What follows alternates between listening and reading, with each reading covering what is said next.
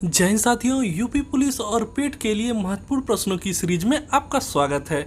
तो साथियों, ये जो प्रश्न लिए गए हैं ये अब तक की परीक्षाओं में पूछे गए प्रश्न हैं और ये ज़्यादा से ज़्यादा परीक्षाओं में आने वाले प्रश्नों के संभावित ही प्रश्न हैं। तो चलिए दोस्तों शुरू करते हैं। हमारा पहला प्रश्न है कि खट्टे फलों में कौन सा एसिड होता है। तो इसका सही आंसर हो जाएगा साइट्रिक एसिड। तो खट्टे फलों में कौन सा एसिड होता है? तो साइट्रिक एसिड होता है। हमारा अगला प्रश्न है दोस्तों, भारत में प्रधानमंत्री के अवधि को क्या माना गया है? तो इसका दोस्तों सही आंसर हो जाएगा कार्यकारी प्रमुख। तो भारत में प्रधानमंत्री के अवधि पद को क्या माना गया है? तो कार्यकारी प्रमुख माना गया है। हमारा अगला प्रश्न है दोस्तों, ताजमहल, बीबी का मकबरा, एतमाद उद्दौला किस चीज के स्मारक है? तो दोस्तों इसका सही आंसर हो जाएगा मृत व्यक्ति के स्मारक है, यानी कि एक तरह से कह सकते हैं दोस्तों कब्र के लिए बनाए गए थे। हमारा अगला प्रश्न है दोस्तों, सम्राट अशोक किसका उत्तराधिकारी था? तो दोस्तों इसका सही आंसर हो जाएगा बिंदुसार का। तो सम्राट अशोक किसका उत्तराधिकारी था दोस्तों? तो बिंदुसार का उत्तराधिकारी था। हमारा अगला प्रश्न है, भारतीय संविधान को पहली बार कब संशोधित किया गया था?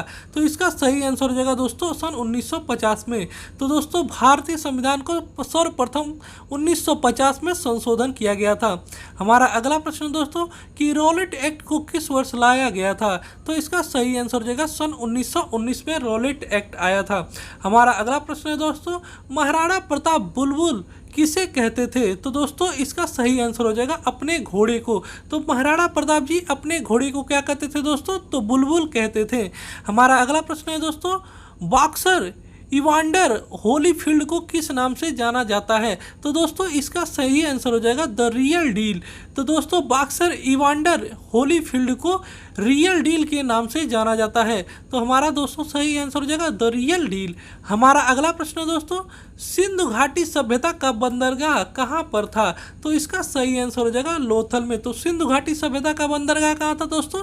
तो लोथल में था। हमारा अगला प्रश्न दोस्तों, खट्टे फलों में कौन सा एसिड होता है? तो इसका सही आंसर हो जाएगा साइट्रिक एसिड।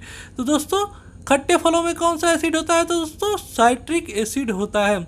हमारा अगला प्रश्न है दोस्तों, जैन धर्म में महावीर को क्या माना गया है? तो इसका सही आंसर हो जाएगा वास्तविक संस्थापक। तो जैन धर्म में महावीर को वास्तविक संस्थापक माना गया है। हमारा अगला प्रश्न है दोस्तों, मगध के उत्थान के लिए निम्न में से कौन सा शासक उत्तरदायी है? तो इसका सही आंसर हो जाएगा बिंबिसार को। तो मगध के उत्थान के लिए बिंबिसार शासक उत्तरदायी हैं। हमारा अगला प्रश्न है दोस्तों, भारत में प्रोफेशनल 2020 क्रिकेट लीग को क्या कहते हैं? तो इसका सही आंसर हो जाएगा IPL। तो भारत में प्रोफेशनल 2020 क्रिकेट लीग को IPL कहते हैं। हमारा अगला प्रश्न है, भारत के राष्ट्रपति इस समय कौन है? तो दोस्तों इसका सही आंसर हो जाएगा द्रौपदी मुर्मू जी। तो भारत के राष्ट्रपति कौन है दोस्तों? तो द्रौपदी मुर्मू जी हैं। हमारा अगला प्रश्न दोस्तों, सचिन तेंदुलकर को हाल ही में किस खिताब से नवाजा गया है? तो इसका सही आंसर हो जाएगा पद्म विभूषण। तो सचिन तेंदुलकर को हाल ही में पद्म विभूषण से नवाजा गया है। हमारा अगला प्रश्न है, इसरो के हेडक्वार्टर्स कहाँ पे हैं? तो इसका सही आंसर हो जाएगा बेंगलोर में। तो इसरो के हेडक्वार्टर्स कहाँ है दोस्तों? बेंगलोर में है। हमारा अगला प्रश्न है, संसद में कौन से दो हाउसेस हैं? तो इसका सही आंसर हो जाएगा लोकसभा और राज्यसभा। तो संसद में लोकसभा और राज्यसभा दो हाउसेस हैं। हमारा अगला प्रश्न है, भारत का सबसे छोटा राज्य कौन सा है? तो इसका सही आंसर हो जाएगा गोवा। तो भारत का सबसे छोटा राज्य कौन सा है दोस्तों? तो गोवा है। हमारा अगला प्रश्न है कि रामायण के लेखक कौन थे? तो इसका सही आंसर हो जाएगा वाल्मीकि। तो रामायण के लेखक कौन थे दोस्तों? तो वाल्मीकि थे। हमारा अगला प्रश्न है दोस्तों, भारत में ब्लू सिटी के नाम से किस शहर को जाना जाता है? तो इसका सही आंसर हो जाएगा जोधपुर। तो भारत में ब्लू सिटी के नाम से किस शहर को जानते हैं? तो जोधपुर को जानते हैं।